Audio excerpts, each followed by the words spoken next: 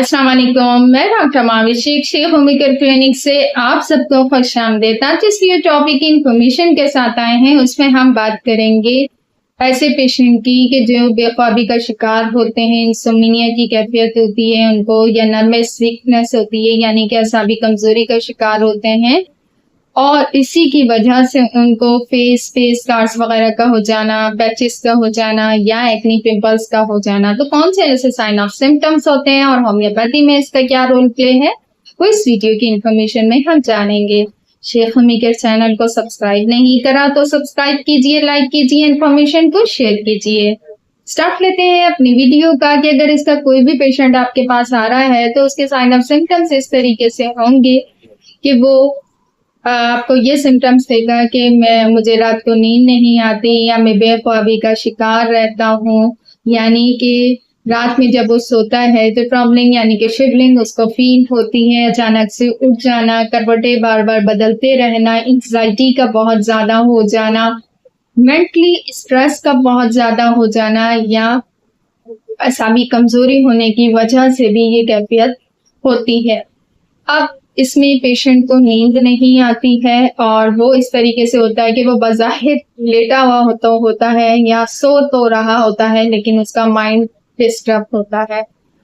इसमें पेशेंट की हमें क्या केयर करनी है वो भी इसमें हम जानेंगे। एक साइन इस तरीके से होंगे कि इसको असाबी वीकनेस भी होगी, तो खिंचाव होगा, सर में दर्द भी हो सकता है, इसका कब्ज का इश्यू भी हो सकता है, इसका जीआईटी भी डिस्टर्ब हो सकता है, क्योंकि ये इफेक्ट करता है आपके दूसरे ऑर्गन्स पे जाके। आपके फेस पे एक्नी भी हो सकती है, पिंपल्स भी हो सकती है और किसी किस्म की अगर ये क्रॉनिक हो जाती है, टाइम पे इसकी केयरिंग नहीं करी जाए तो वो इन्फ्लेमेशन की कंडीशन भी अख्तियार कर सकती है। आपका जीआईटी डिस्टर्ब होने की वजह से भी आपको ब्लॉटिंग का हो जाना, गैस का हो जाना इस तरीके से होता है, क्योंकि इसमें क्या मेंटली स्ट्रेस होता है, एंजाइटी होती है, टॉक्सिटी बॉडी से निकलती है या ओवर थिंकिंग हो रही होती है किसी वजह से, किसी सैडनेस की वजह से, तो भी ये कैफियत होती है। अब इसमें हम कौन सी मेडिसिन हम यूज कर सकते हैं, लेकिन पेशेंट को पहले क्या केयर करनी चाहिए कि वॉक करनी चाहिए, पानी का इंटेक अच्छा करना चाहिए, अच्छी डाइट लेनी चाहिए।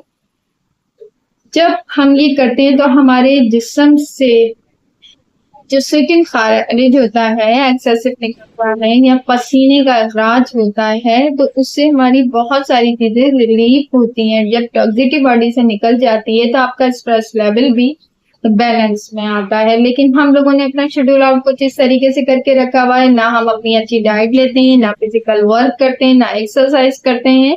इसी तरीके से स्टेप बाय स्टेप हम अपनी बीमारियों में मुब्तला होते रहते हैं। अगर कोई भी बीमारी है, कोई भी डिजीज है, तो सबसे पहले उसकी केयर यही होती है कि अच्छे एनवायरनमेंट में रहना, अपने माइंड को रिलैक्स करना, अपनी नींद प्रॉपरली करना, फिजिकल वर्क या एक्सरसाइज का अच्छा इस्तेमाल करना, वेजिटेबल्स या जूस का इस्तेमाल करना, जंक फूड से अवॉइड करना या कोई ऐसी गज़ा का इस्तेमाल ना करना कि जो आपको परेशानी का सबब बने। बहुत से पेशेंट ऐसे हमारे पास आते हैं कि होटलिंग बहुत ज्यादा हो रही होती है, बाहर का खाना खाते हैं या लेट नाइट खाना खाते हैं तो डाइजेस्ट प्रॉपरली नहीं हो पाता है, जिसकी वजह से भी ये कैफियत होती है। फिर देखिए एक चेन के तरीके से होती है, अगर आपका स्टमक डिस्टर्ब है तो आपका माइंड भी डिस्टर्ब होगा, आपका माइंड डिस्टर्ब है तो आपकी नींद भी डिस्टर्ब होगी।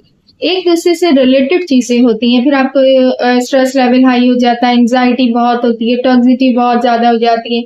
अब इसमें जो अच्छी मेडिसिन है, उसका जो आज की टॉपिक का मेन पर्पस था, उसमें हम बात करेंगे काली ब्रोमेटम में असाबी कमजोरी का पैदा हो जाना, मेंटल स्ट्रेस का होना, इंसोम्निया का होना या चेहरे पर एक्नी, पिंपल्स या स्कार्स का हो जाना भी शामिल है। अब पेशेंट की एज हम देखेंगे कि वो कितनी है, फिर हमने इसे लो पोटेंसी में देना है, हाई पोटेंसी में देना है, ये फिर हम पेशेंट को देखते हुए भी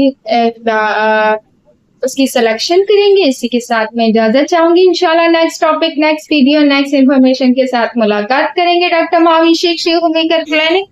अल्लाह।